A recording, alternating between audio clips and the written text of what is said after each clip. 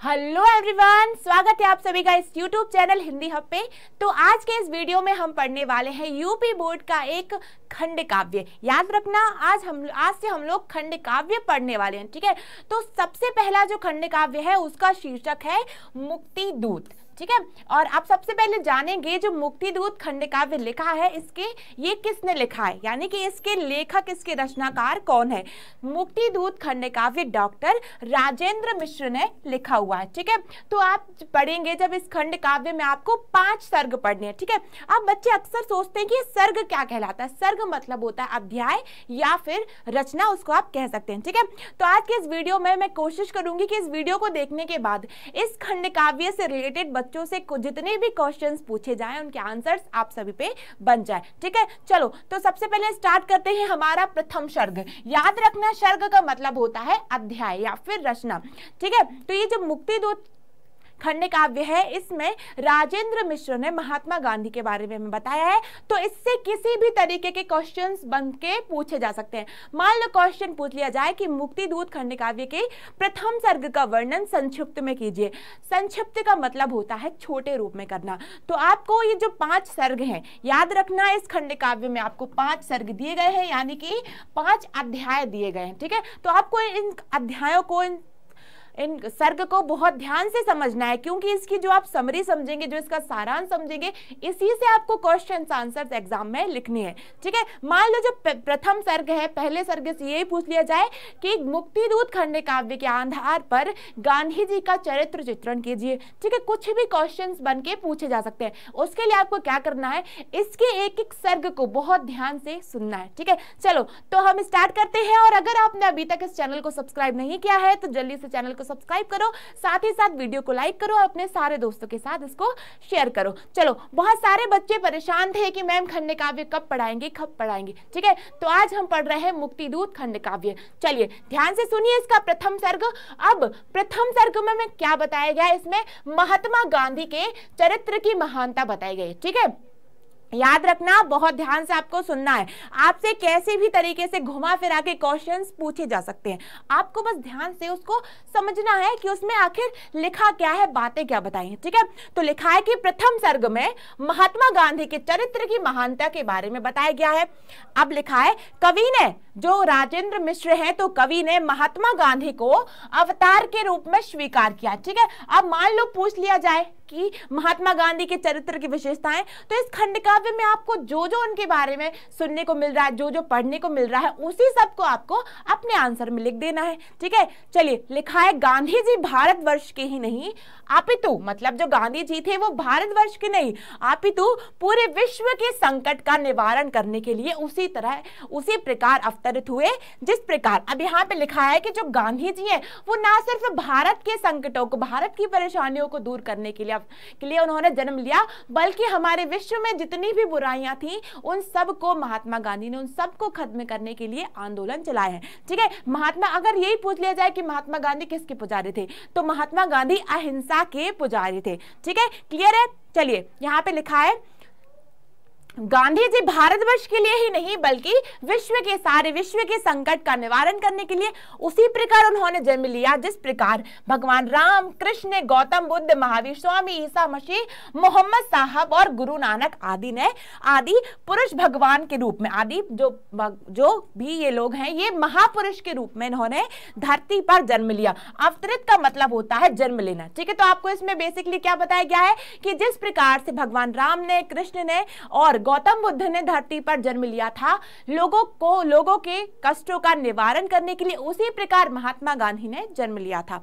आगे लिखा है कि जिस प्रकार अब्राहम लिंकन, ठीक है, लिंकन यानी कि अब्राहम लिंकन जो अमेरिका के पहले राष्ट्रपति थे, लिखा है कि जिस प्रकार लिंकन ने अमेरिका का और नेपोलियन ने फ्रांस का उद्धार किया था, उसी प्रकार गांधी जी ने भारतवर्ष को शताब्दियों, मतलब सालों पुरानी गुलामी की जंजीरों से मुक्त कराया था। हम सभी जानते हैं, पढ़ा हुआ है हम लोगों ने हिस्ट्री की बुक्स में, कि हमारा जो भारत देश था वो अंग्रेजों का गुलाम था।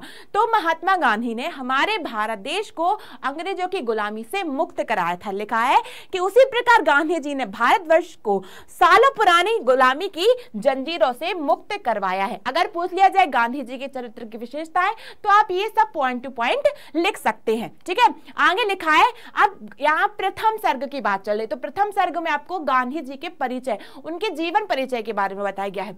लिखा है, गांधी जी का जन्म गुजरात के पोरबंदर नामक स्थान पर हुआ था।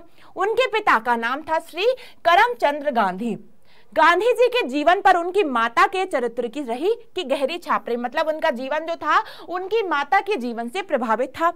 बचपन में ही सत्यवादी हरिश्चंद्र तथा श्रवण कुमार के आदर्श चरित्र से गांधी जी बहुत अधिक प्रभावित हुए। तो जब गांधी जी जब बचपन में थे, छोटे थे, तो वो अक्सर राजा हरिश्चंद्र के किस्से कहानियां सुनते थे और श्रवण कुमार के, जिन्होंने अपनी माता, मतलब जो मातृ पितृ भक्त थे, तो वो बचपन से ही इन लोगों की कहानियां सुनते थे। तो उनका जो पूरा जीवन था वो इन्हीं दोनों से प्रभावित था। लिखा है, गांधी जी को हरिजन तथा हिंदुस्तानी दोनों से अगाध प्रेम था। इस संदर्भ में एक उदाहरण द्रष्टव्य है, मतलब कि लिखा हुआ है, तुम तो सदा यही कहते थे मुझको है सब एक समान। तुम तो सदा यही कहते थे मुझको है सब एक समान, कैसे दिव्य नयन ये मेरे, दोनों हरिजन हिंदुस्तान। ठीक है, तो यहाँ पे बताया गया है कि जो गांधी जी थे वो किसी में भी भेदभाव नहीं करते थे, ना वो ऊंची जात में, ना वो नीची जात में, ना वो किसी धर्म में, वो सबको समान मानते थे, सभी हरिजन और हिंदुस्तान। ठीक है, आगे लिखा है कि वे 30 वर्षों तक अनगिनत समस्याओं से जूझते रहे। उनके अथक प्रयासों से ही भारत को स्वतंत्रता प्राप्त हुई है, और गांधी जी के अथक प्रयासों से ही हमारे भारत को स्वतंत्रता प्राप्त हुई है। ठीक है, चलिए अब आ गया हमारा दूसरा सर्ग। तो अगर आ जाए आपको प्रथम सर्ग का वर्णन संक्षेप में कीजिए, तो आपको बताना है कि बेसिकली उसमें मुख्य रूप से साधारण तौर पर उसमें सिर्फ गांधी जी के बारे में बताया गया है, किस तरह से गांधी जी ने लगातार संघर्ष किया और अंत में एक दिन जाके उनके ही कारण हमारे भारत को स्वतंत्रता मिली। ठीक है, अब आते हैं हम द्वितीय सर्ग में। द्वितीय सर्ग में क्या पूछा जा सकता है, कैसे कैसे क्वेश्चंस बन सकते हैं। ठीक है, तो लिखा है, खंड काव्य की मूल कथानक का विकास। अब जो खंड काव्य था, जिसका मूल जो कथा थी, उसको वो शुरू द्वितीय सर्ग से ही हुई है।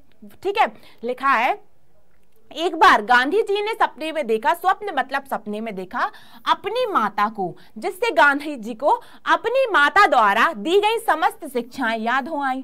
अब उन्होंने एक दिन अब सपने में अपनी माँ को देखा, तो उनकी माँ ने बचपन में उन्हें जितनी शिक्षाएं थी वो सब उन्हें याद आ गई। फिर लिखा है कि उनकी माता ने उन्हें समझाया था कि ठोकर खाते हुए को सहारा दो तथा देश के भूखे व्यक्तियों को भोजन दो। तो उनकी माँ क्या कहती थी कि जो ठोकर खा रहे हैं उन्हें सहायता दो और जितने भी भूखे लोग हैं उन्हें भोजन उपलब्ध कराओ। माता की वाणी गांधी जी के हृदय को स्पर्श कर गई। उन्होंने मन ही मन संकल्प लिया कि मतलब जब उन्हें अपनी माँ के वचन याद आए तो उन्होंने मन ही मन तभी दृढ़ संकल्प किया कि वे देश के दीनहीन व्यक्तियों को सहारा देंगे और अपनी जन्मभूमि के बंधन काट डालेंगे। मतलब जन्मभूमि के बंधन से तात्पर्य है कि हमारा जो देश गुलाम है उसे वो आजाद कराएंगे, स्वतंत्र कराएंगे, और हमारे देश में जितने भी गरीब लोग हैं, जितने भी दीनहीन लोग हैं, उन सब का सहारा बनेंगे। आगे लिखा है, उनके मन में कुछ आदर्श विचार इस प्रकार उत्पन्न हुए।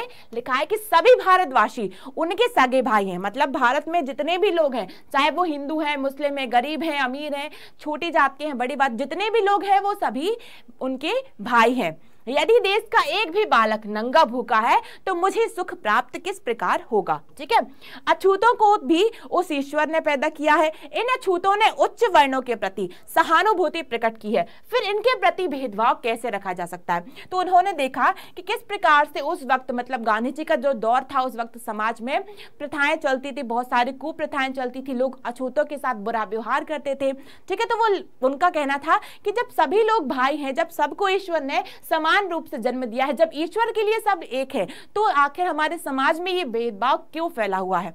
लिखा है, निम्न जाति मतलब छोटी जाति, निम्न जाति में पैदा हुए सत्यकाम को जब गौतम ऋषि शिक्षा दे सकते हैं और सबरी को भगवान राम स्वयं अपना प्रेम अर्पित कर सकते हैं, तो फिर इन हरिजनों को हृदय से किस प्रकार अलग किया जा सकता है। ठीक है, तो देखना आप द्वितीय सर्ग में बेसिकली उन्होंने बताया है कि किस तरीके से उन्होंने हरिजनों के उद्धार के लिए अनेक कार्य किए। आगे लिखा हुआ है, कुल गुरु वशिष्ठ जैसा ज्ञानी खुद ही निषाद से लिपट गया, हरिजन सबरी के बेरों से भरपेट राम ने लिपट लिया। ठीक है, अब यहाँ पे बताया गया है रामायण का एक दोहा, एक उदाहरण लिया गया है। कवि कहते हैं कि जो कुल गुरु थे, जो रघुकुल के कुल गुरु थे मुनि वशिष्ठ, तो जो मुनि वशिष्ठ थे वो भी खुद निषाद राज से लिपट गए थे, जबकि वो आदिवासी थे।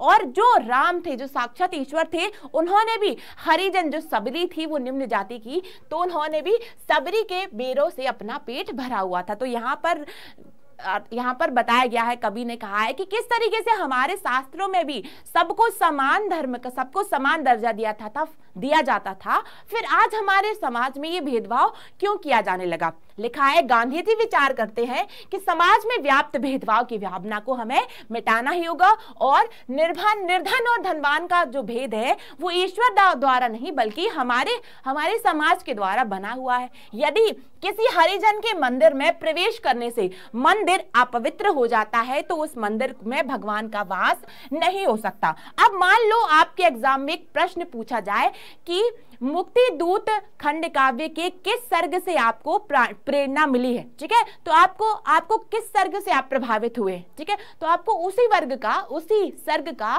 संक्षेप में आपको समझाना है, डिस्क्राइब करना है। ठीक है, जैसे मान लो कुछ बच्चों को ये वाला जो सर्ग है, द्वितीय सर्ग, जिसमें उन्होंने कहा है कि सबको समान रूप से देखना चाहिए, तो अगर आप इस सर्ग से प्रभावित हुए तो आप इस सर्ग को लिख दो। आंसर्स अच्छे से लिखना, क्योंकि भाई ये एग्जाम्स में आते ही आते हैं। ठीक है, तो अब आगे लिखा है, यही सोचकर गांधी जी ने हरिजनों को भी अपने आश्रम में रहने का निमंत्रण दिया। अब जो उनका आश्रम था जिसका नाम था साबरमती, तो गांधी जी ने जो भी हरिजन थे उन्हें अपने आश्रम में रहने का निमंत्रण दिया। गांधी जी के इस कार्य की यह प्रतिक्रिया हुई कि जनता ने आश्रम को, अब जो वहां की जो जनता थी वो तो धर्म में और जात पात में भेदभाव करती थी, तो अब उन्होंने क्या किया कि गांधी जी के आश्रम को चंदा देने से मना कर दिया। आश्रम के प्रबंधक मगन लाल के निराशजनक शब्दों को सुनकर गांधी जी को क्रोधित हो गया, वो उन्हें बहुत अधिक क्रोध आ गया। उनके मन में अभी अफ्रीका में हुए अपमान की याद शेष थी, जहां काले गोरे और ऊंच नीच का भेदभाव व्याप्त था। ठीक है, तो गांधी जी के जीवन की एक घटना है कि जब वो अफ्रीका में गए, क्योंकि गांधी जी का जो रंग था वो काला था, अब जब वो अफ्रीका में गए तो वहां भी उनके साथ भेदभाव किया गया।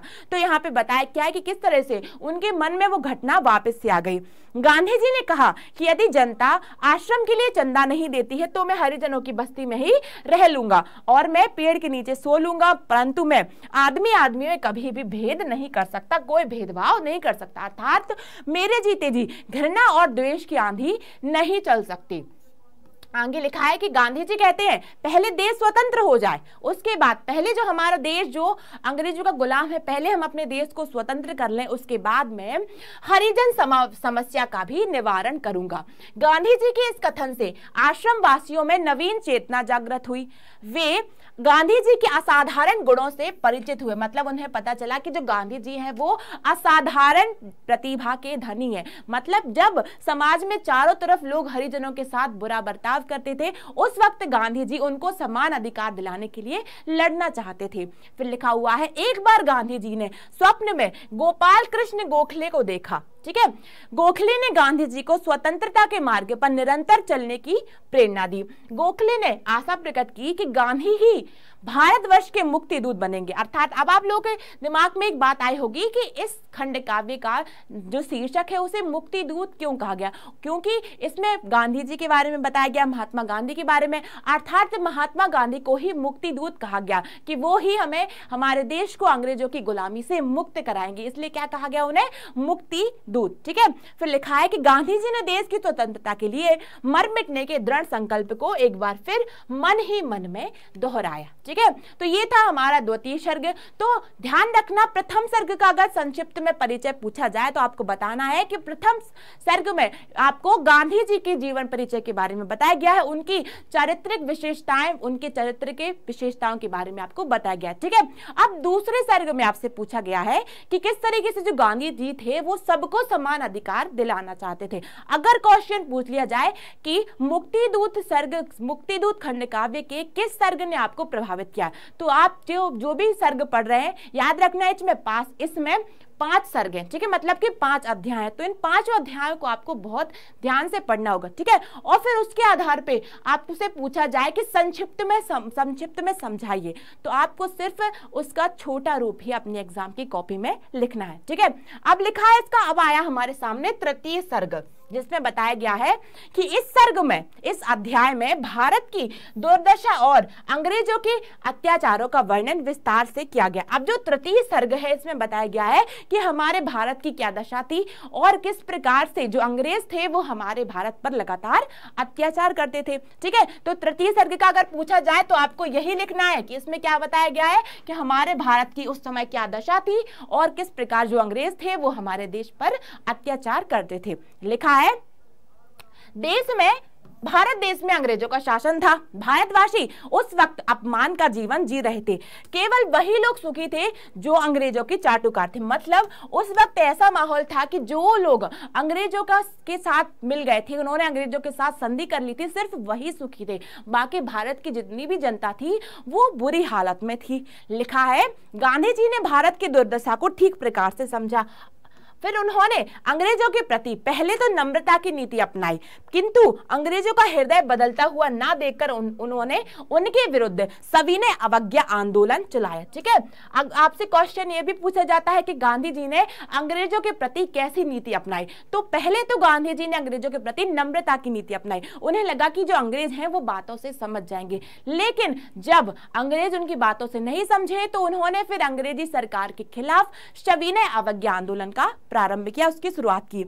इसी समय जो था वो विश्व युद्ध, मतलब पूरे विश्व में युद्ध छिड़ गया। गांधी जी को यह आशा थी कि विश्व युद्ध में अंग्रेजों की सहायता करने से उनके मन में भारतीयों के प्रति अधिक सहानुभूति उत्पन्न हो जाएगी। अतः उन्होंने देशवासियों से अंग्रेजों की सहायता करने का आह्वान किया। अब जब विश्व युद्ध छिड़ गया तो गांधी जी को लगा कि अगर हम इस विश्व युद्ध में अगर अंग्रेजों का साथ देंगे तो क्या होगा, उससे जो अंग्रेज हैं वो हमारे दोस्त बन जाएंगे, उनके मन में हमारे प्रति सहानुभूति का भाव आ जाएगा। तो उन्होंने सारे देशवासियों से कहा कि हमें इस विश्व युद्ध में अंग्रेजों का साथ देना चाहिए। लिखा है, परंतु युद्ध में अब जो अंग्रेज थे वो भारत के सहयोग से युद्ध तो जीत गए, लेकिन युद्ध में जीतने के बाद अंग्रेजों ने भारतीयों पर और अधिक अत्याचार करने शुरू कर दिए।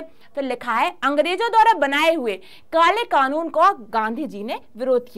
फिर यहाँ पे लिखा है, कर शंखनाद सेनापति ने सोए भारत को जगा दिया। यहाँ पर सेनापति से तात्पर्य गांधी जी से, ठीक है। तो लिखा है, उनके साथ देश के अनेक महान नेता जवाहरलाल नेहरू, बाल गंगाधर तिलक, मदन मोहन मालवीय, ठीक है, मोहम्मद अली जिन्ना और सरदार वल्लभ भाई पटेल आदि भी उनके साथ इस भारत को आजादी दिलाने का जो आंदोलन था वो सारे महापुरुष मिलकर इस संघर्ष में कूद पड़े।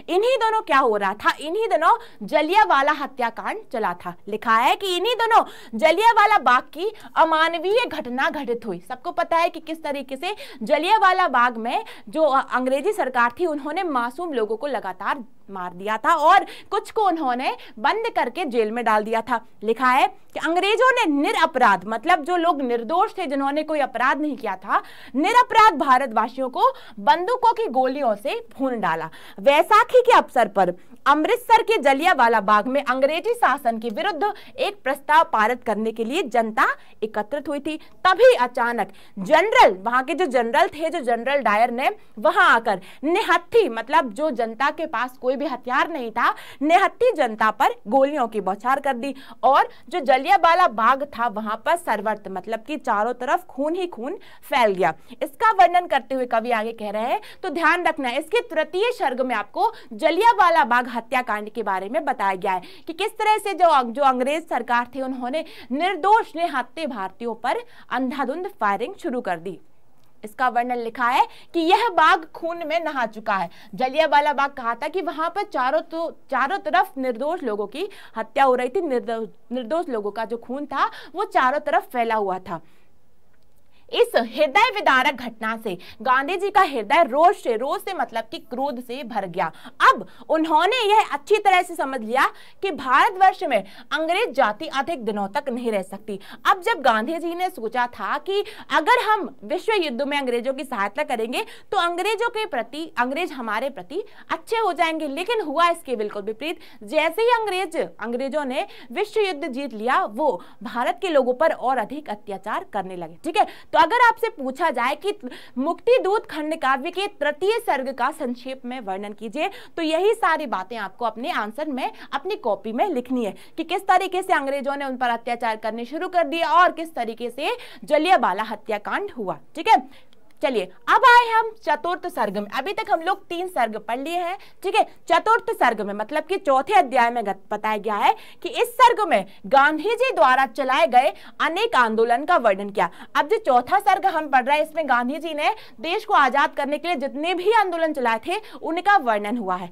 लिखा है, अगस्त 1920 ईस्वी में गांधी जी ने असहयोग आंदोलन की शुरुआत की, जिसे कवि राजेंद्र मिश्र ने संघर्ष संग्राम की संज्ञा से अभिहित करते हुए लिखा है। मतलब जैसे कवि ने क्या कहा, ये संग्राम है। लिखा है, नवयुग का शुभ आरंभ हुआ, गांधी संघर्ष में कूद पड़े, अब राजनीति की देहरी पर सीधे तनकर ही खड़े हो गए। ठीक है, अगर आप लोग अपने आंसर्स में इस तरीके से ये जो 4 लाइन यहाँ पे कवि लिख रहे हैं, अगर आप ये सब लिखते हैं ना, तो आपका जो टीचर जो आपकी कॉपी चेक करेगा वो आपकी कॉपी से प्रभावित हो जाएगा। इसीलिए कोशिश करना कि आप जो सर्ग आप जिनको विस्तार से या संक्षेप में लिख रहे हैं, तो इसमें जितने भी कविताएं आई हैं आप अपने एग्जाम में इन सबको लिख दें। ठीक है, चलो तो जान लो। लिखा है कि जनता ने विदेशी सामान का बहिष्कार किया। अब जो गांधी जी ने जितने भी आंदोलन चलाने शुरू किए, तो जो जनता थी उसने क्या किया, जितने भी विदेशी सामान थे, मतलब जो विदेश से जो भी वस्तुएं भारत में आ रही थी,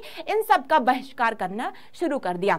अंग्रेजों द्वारा दी गई उपाधियों को लौटा दिया तथा नौकरियों को छोड़ दिया। अब जितने भी लोग जो अंग्रेजी सेना के अंदर काम करते थे, उन सब ने क्या किया, नौकरियों को छोड़ दिया और अंग्रेज सरकार की तरफ से उन्हें जो भी सम्मान मिले, जो भी पुरस्कार मिले, उन सब ने लौटा दिया। एक तरफ से वो अंग्रेजों का पूर्ण रूप से बहिष्कार करना शुरू कर दिया था। इस प्रकार सारा देश गांधी जी के पीछे आंख मूंद कर चल पड़ा। और जो हमारा जो देश था, अभी तक हमारे गांधी जी ने और कुछ महापुरुषों ने ठान लिया था कि उन्हें अंग्रेजों को हमारे देश से खदेड़ना है। ठीक है, उन्होंने कुछ असहयोग आंदोलन या फिर सविनय अवज्ञा आंदोलन चलाने शुरू किए। अब इनसे क्या हुआ कि जो पूरा भारत था, पूरे भारत की जनता अब भारत को आजादी दिलाने के लिए गांधी जी के साथ चल पड़ी। मतलब सारे लोग इकट्ठे हो गए। लिखा है, जिस ओर बड़े पग गांधी के उस ओर समूचा देश बढ़ा, जो बात कड़ी उनके मुंह से उस बात पर देश अड़ा। लिखा है कि मतलब जो गांधी जी देश को आजाद दिलाने के लिए जिस ओर मुड़े, जो पूरी भारत की जो जनता थी वो भी उनका साथ देने के लिए उस ओर मुड़ चली। ठीक है, अब आगे लिखा है कि इस असहयोग आंदोलन को देखकर अंग्रेजों को बड़ी निराशा हुई। अब जब अंग्रेजों ने देखा कि जो गांधी जी है और जो अन्य महापुरुष हैं उनके साथ तो पूरा भारत की पूरी जनता लग गई, उन्होंने जो भी आंदोलन चलाई इसमें लोग बढ़ चढ़ के हिस्सा ले रहे हैं, अब लोग हमसे डर भी नहीं रहे, तो अब अंग्रेज इस बात से परेशान हो गए। लिखा है, गांधी जी ने साइमन कमीशन का भी विरोध किया। अब जो अंग्रेजी सरकार द्वारा एक प्रस्ताव लाया था जिसका नाम था साइमन कमीशन, तो जो गांधी जी उन्होंने इसका भी विरोध किया। लिखा है, इसी आंदोलन में पंजाब केसरी लाला लाजपत राय व नेता सुभाष चंद्र बोस भी सम्मिलित हो गए। अब जो बचे थे पंजाब केसरी, कौन थे, वो थे लाला लाजपत राय और नेताजी सुभाष चंद्र बोस। अब वो भी गांधी जी के आंदोलन में सम्मिलित हो गए, शामिल हो गए। लिखा है, पंजाब केसरी तड़प उठा, साइमन कमीशन पीछे जा, नेता सुभाष फिर गरज उठा, साइमन कमीशन पीछे जा। अब जो अंग्रेज सरकार द्वारा जो साइमन कमीशन का प्रस्ताव लाया गया था, तो अब पूरे भारत की जनता ने उन लोगों पे दबाव बनाया कि आपको इस प्रस्ताव को वापस लेना होगा। फिर आगे बताया गया है, लिखा है, अंग्रेजों के अत्याचार के विरोध में भारतीयों के द्वारा दिए किए गए तिरस्कार के परिणाम स्वरूप अंग्रेज हिंसा पर उतर आए। अब जब अंग्रेजों ने देखा कि जो भारतीय थे वो तो सब हमारा विरोध करने लगे, तो अब जो अंग्रेजी जो सरकार थी वो हिंसा पर उतर आई। अब वो लोगों पे और अधिक मारपीट करने लगे और क्रांतिकारियों को और अधिक तरीके से अत्याचार उन पर करने लगे। फिर लिखा है संपूर्ण देश में हिंसक क्रांति प्रारंभ हो गई। मतलब पूरे देश में जो क्रांति थी वो कैसी हो गई, अब हिंसक हो गई, हिंसात्मक हो गई। गांधी जी ने भारतीय जनता को समझाया और उसे अहिंसा के मार्ग पर चलने की प्रेरणा दी। अब जो गांधी जी थे वो अहिंसा के पुजारी थे।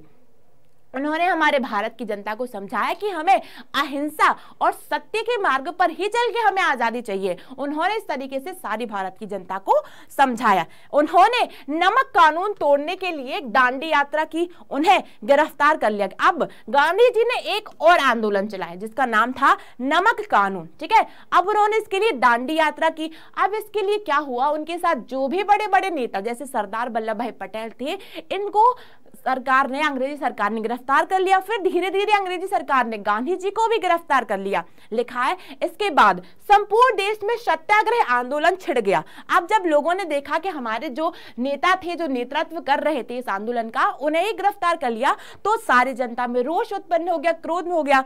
तो इसका परिणाम यह हुआ कि पूरे भारत में असहयोग सत्याग्रह आंदोलन छिड़ गया। कुछ दिनों बाद गांधी जी ने अंग्रेजों भारत छोड़ो आंदोलन का आरंभ किया। उनका यह नारा संपूर्ण देश में गूंज उठा।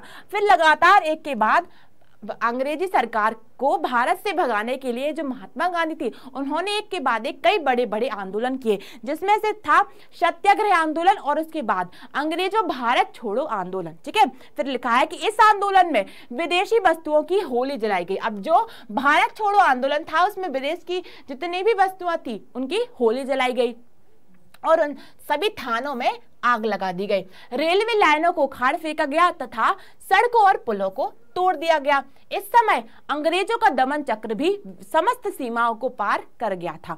गांधी जी ने मृत्यु की परवाह किए बिना बलिदान के लिए जनमानस का आह्वान किया। मतलब कि गांधी जी ने अपनी जान की परवाह ना करते हुए समस्त भारतवासियों को एक साथ इकट्ठा किया और कहा कि मरने की चाह जिन्हें होती, जीने की कला वही जाने, जीने की चाह जिन्हें केवल बेकायर मरना क्यों जाने। और इस तरीके से गांधी जी ने सभी को प्रोत्साहित किया कि हमें अपने देश की आजादी के लिए एकजुट होना चाहिए। फिर आगे लिखा है कि गांधी जी ने अनशन प्रारंभ कर दिया। अब जो गांधी जी थे उन्होंने एक और आंदोलन चलाया, अब उन्होंने अनशन शुरू कर दिया। लिखा है कि इसी समय कारावास मतलब कि जेल, इसी समय जेल में बंद उनकी धर्म पत्नी कस्तूरबा की मृत्यु हो गई। अब जो गांधी जी की जो पत्नी थी इसी दौरान उनकी पत्नी भी गुजर गई। लिखा है कि गांधी जी इस आघात से क्षण भर के लिए व्याकुल अवश्य हुए, परंतु पत्नी के स्वर्गवास ने अंग्रेजों के विरुद्ध उनके मनोबल को और उन्हें अधिक दृढ़ निश्चय कर दिया। ठीक है, अगर आपसे पूछ लिया जाए कि गांधी जी के मुक्तिदूत खंड काव्य के आधार पर गांधी जी के चरित्र की विशेषताएं बताइए, तो आपके पास बहुत सारे पॉइंट बन गए। ठीक है, यहाँ पे भी बता सकते हैं कि किस प्रकार उनके जीवन में इतनी बड़ी समस्या है कि उनकी पत्नी का निधन हो गया, लेकिन वो इतने दृढ़ संकल्प थे देश को आजाद दिलाने के लिए, उस वक्त भी वो अपने संकल्प से पीछे नहीं हटे। लिखा है यह सर्ग अर्थात यह अध्याय गांधी जी के कर्मयोग अथवा उनकी देन का प्रतीक है। और ये जो अध्याय है गांधी जी के, उन्होंने हमारे भारत को जो कुछ दिया ये सब उसका ही प्रतीक है, जिसका वर्णन कवि राजेंद्र मिश्र ने इन पंक्तियों में किया है कि सघन तम को करके विच्छिन्न, सघन तम मतलब कि संपूर्ण अंधेरे को उन्होंने छिन्न भिन्न कर दिया, भुवन को दो दिन भर उजियार। ठीक है, और उन्होंने हमारे भारत देश को एक नया उजाला दिया, एक नया सवेरा दिया। वो सवेरा कैसा था? हमारे लिए आजादी वाला सवेरा। लिखा है इसका पंचम सर्ग है और इसका अंतिम सर्ग। अब मान लो आपसे पूछ लिया जाए कि चतुर्थ सर्ग का संक्षिप्त में वर्णन कीजिए, तो आपको बताना है कि किस तरह से गांधी जी और उनके साथ अन्य नेताओं ने मिलकर भारत में बहुत सारे आंदोलन चलाए, जैसे कि सविनय अवज्ञा आंदोलन, असहयोग आंदोलन, भारत छोड़ो आंदोलन और नमक कानून तोड़ने के लिए उन्होंने दांडी यात्रा भी शुरुआत की। अब पांचवें सर्ग में बताया गया है, खंड काव्य के पंचम सर्ग में पांचवें अध्याय में अंग्रेजों की निराशा का वर्णन किया है। अब जब अंग्रेजों ने देखा जो भारत की जनता थी वो तो आजादी के लिए एकजुट हो गई, तो अब जो अंग्रेज थे वो सारे निराश हो गए।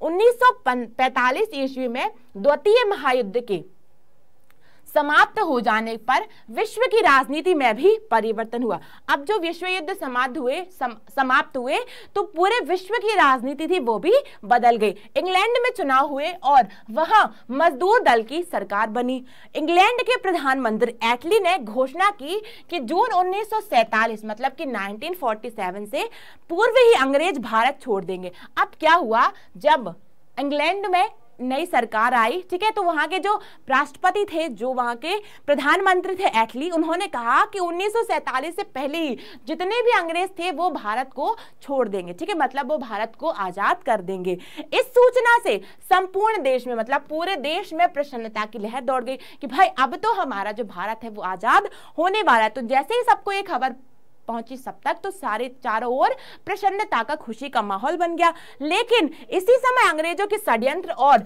मुस्लिम लीग की हठधर्मिता से पाकिस्तान बनाने की बात भी सामने आई। लेकिन जब हमारा भारत देश आजाद हुआ तो भारत में जो अंग्रेज थे उन्होंने एक नीति अपनाई थी, फूट डालो और शासन करो नीति। तो इसके परिणाम स्वरूप उन्होंने जो हमारे मुस्लिम लीग की स्थापना की और उन्होंने भारत और पाकिस्तान को दो अलग अलग देशों में बांट दिया। जो पहले भारत और पाकिस्तान एक देश हुआ करते थे तो अंग्रेजों के षड्यंत्र के चलते फिर भारत का बंटवारा हुआ और भारत और पाकिस्तान दो देशों में बंट गया। लिखा है मोहम्मद अली जिन्ना पाकिस्तान बनाने की बात पर अड़े रहे। अब जो मोहम्मद अली जिन्ना अभी तक भारत को आजादी दिला रहे थे, अब वो पाकिस्तान को अलग करने की एक बात पर अड़े रहे। परिणाम उसका यह हुआ कि 15 अगस्त 1947 को स्वतंत्रता प्राप्ति के साथ साथ देश, जो हमारा देश था, वो दो टुकड़ों में विभाजित हो गया, दो टुकड़ों में बंट गया। नोआखली में हिंदू मुस्लिम दंगे भड़क उठे। अब इससे क्या हुआ कि अब चारों तरफ जो अंग्रेज सेना जो चाहती थी हुआ वही, उन्होंने हमारे देश में फूट डाल दी और हमारे देश के जो हिंदू मुस्लिम जो भाई अभी साथ साथ रहते थे, अब क्या हुआ, अब हिंदू मुस्लिम में दंगे भड़क उठे, हिंसाएं होने लगी। इससे गांधी जी को बहुत ज्यादा दुख पहुंचा। उन्होंने सांप्रदायिक दंगों को शांत करने का भरसक मतलब बहुत ज्यादा प्रयास किया। फिर लिखा है इसी प्रकार भारतवर्ष के स्वाधीनता संग्राम का तो अंत हुआ। मतलब भारत जो अभी तक जो संग्राम कर रहा था कि हमें आजादी चाहिए, अंग्रेजों से आजादी चाहिए, तो उसका अंत तो हुआ। लेकिन देश के विभाजन से, देश के बंटवारे से गांधी जी को बहुत ज्यादा दुख पहुंचा। उन्होंने देश की बागडोर जवाहरलाल नेहरू के हाथों में सौंपकर संतोष की सांप ली। अब गांधी जी ने क्या किया कि वो तो उनके लिए तो समान धर्म, सभी धर्म एक जैसे थे, सभी उनके भाई भाई थे। लेकिन जब भारत और पाकिस्तान का बंटवारा हुआ तो इन सारी बातों से गांधी जी को बहुत अधिक दुख पहुंचा और फिर उन्होंने क्या किया, जो हमारे देश की जो कमान थी वो सौंप दी जवाहरलाल नेहरू के हाथों में और फिर वो कहीं जाके संन्यासी जीवन व्यतीत करने लगे।